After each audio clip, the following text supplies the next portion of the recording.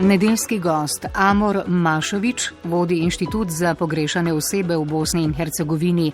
Odkril je številna množična grobišča, tudi srebreniške žrtve. Ta beba je živjela doslovno nekoliko sekundi. Njezina majka se porodila na betonskom podu u Potočarima, u holandskom bataljonu i ta beba samo što je udahnula zrak, istog časa je izdahnula. Holandski vojnik je ušao, nosio jednu kesu za hranu i jednostavno je tu bebicu stavio u tu kesu i ona je sahrana u toj grobici.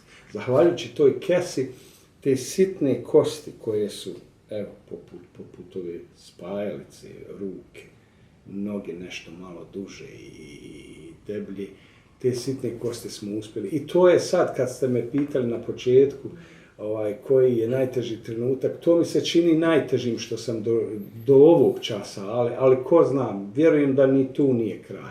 Sarajevski pravnik Amor Mašović o izkušnji vojne, množičnih pobojih, spravi in o prihodnosti. V pogovoru z Luko Hvalcem v nedeljo ob 10:45 na Valu 202.